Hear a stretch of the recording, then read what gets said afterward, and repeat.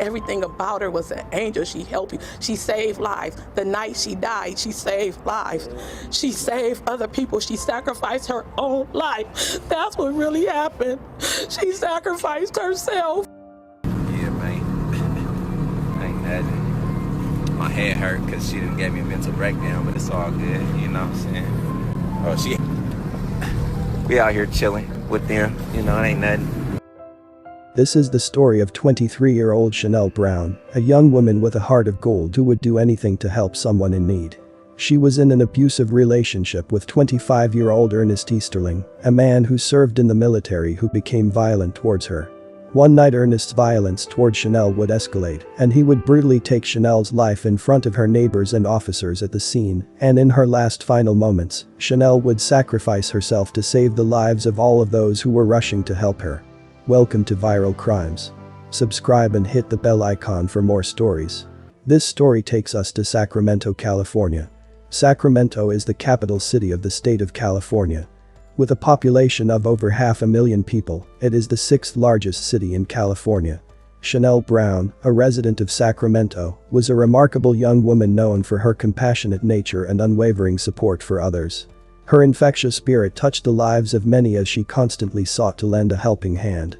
Whether it was offering a kind word or going the extra mile, Chanel was everyone's biggest supporter. She was a resilient and independent young lady. Chanel was driven to succeed. She was an entrepreneur with her own makeup line, and she loved fashion. Chanel was in a relationship with 25-year-old Ernest Easterling. Ernest served time in the military with Chanel's sister, and she believed that Ernest would be good to her sister. The couple first met in middle school, but they didn't start dating until years later and would enter into a 4-year relationship. The relationship started off great at first, but then it started to change. Ernest's true colors emerged, revealing a pattern of control and violence. Ernest had his troubles and everyone close to him gave up on him, but Chanel never did. She believed she could help him because she had such a kind and forgiving heart. During the relationship, Chanel started distancing herself from family and friends, isolating herself from those who cared about her. Friends and loved ones were unaware of the abuse she was enduring throughout her relationship. Ernest Easterling's rage and anger toward Chanel would soon lead him to do the unthinkable. In the early hours of October 27, 2019, at around 12:30 a.m., the Sacramento County Sheriff's Office received a distressing call from Angelina Avenue in Carmichael. The report detailed a car crash involving a vehicle colliding with a tree, accompanied by a concerning incident of a man brandishing a firearm. Several other concerned individuals also contacted authorities, revealing that a man and a woman were engaged in a heated argument, providing descriptions of the individuals involved. 911, what's your emergency? Hi, there was just a couple outside of our house. They're arguing, and all we heard were tire screeches, and a car is now in a tree nearby.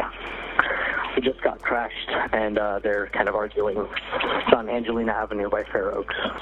911, where's your emergency? Angelina Avenue. Angelina? That's my address. The incident is next door. There was an auto accident. Okay, anybody injured? I don't know, but there could be soon because there's a black male who was involved in the incident, waving a gun around at a female. Okay. That was also in the incident. Okay, how many vehicles were involved? One vehicle ran into a tree. And the guy's flipping out and waving a gun around at a female companion of his. The heinous crime that would soon follow was captured on the doorbell camera of one of the residents at the apartment. What started with a car crash quickly escalated into a heated altercation outside of the couple's apartment complex. The scene showed Chanel and Ernest involved in a domestic situation, with Chanel pleading with Ernest to calm down and go back inside, while Ernest is enraged, brandishing a weapon. Terrified neighbors witnessed the events unfold and tried to come to the aid of Chanel, but, fearing for everyone's safety, she urgently warned them all to stay inside, lock their doors and to not come out. Ernest's rage intensified as he brandished a gun, threatening Chanel. He was angry that his vehicle was wrecked, and he was blaming her for wrecking his vehicle. He warned her that when police arrived, he will blast her with his weapon.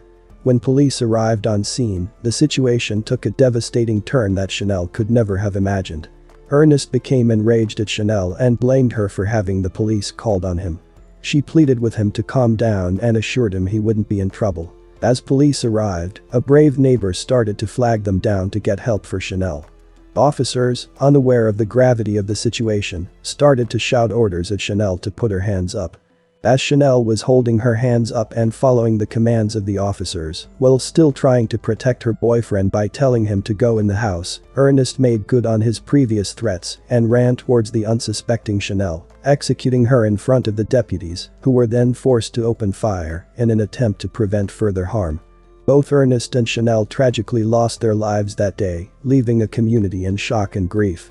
Neighbors who witnessed the event screamed in horror at what they just witnessed, not realizing how close they came to losing their lives during the tragedy. At the crime scene, authorities recovered a Glock handgun equipped with a 50-round drum magazine in Ernest's possession. It was revealed that he had a previous arrest record back in 2016 in Nevada for charges related to carrying a concealed firearm, possessing marijuana, and possessing a firearm with an altered serial number. However, he was not convicted on any firearm-related charges, which legally permitted him to acquire the firearm that he used to kill Chanel. A man and a woman were seen arguing outside of an apartment complex last Sunday morning. Deputies arrived and the man reportedly shot the woman. That then led to deputies opening fire on that man. Well, the man and woman both died at the scene. The sheriff's office said the victims knew each other, but they are still investigating the nature of that relationship.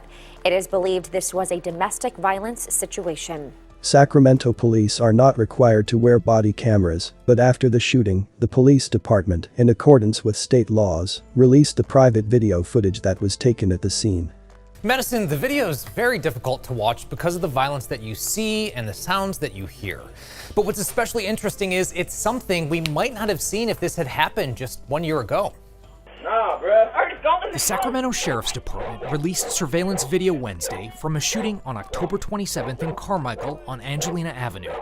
It shows the final minutes of a fight before 23-year-old Chanel Brown was shot and killed by her boyfriend, 25-year-old Ernest Easterling, as she walked away. Easterling was then shot and killed by deputies on scene. The video's hard to watch, and the violence so intense at times, we've chosen to only show you parts of it.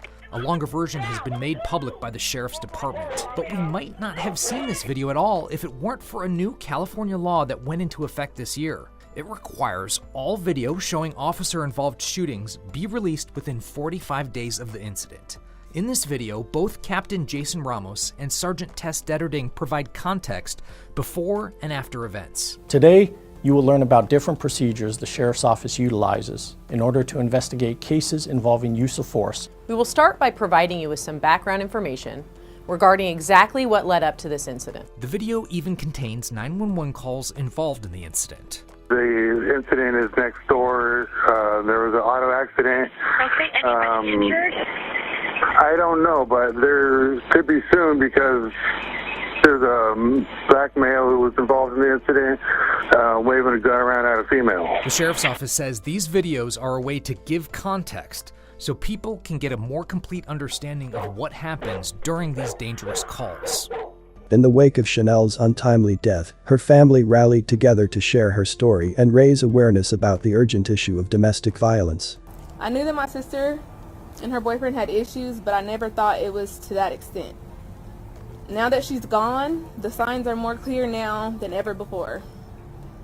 She had distanced herself from family, she moved away, she isolated herself from friends, but I trusted that she knew what she was doing because she was always so strong and independent, and she truly believed that he would never hurt her. I served with this man. I thought he would protect her, not hurt her. This was my sister's first boyfriend, her first boyfriend. You don't always get a second chance. She didn't want to give up on him as everyone else had, and she believed that she could help him, that she could fix him, but you can't help everybody. I don't believe that he was a monster.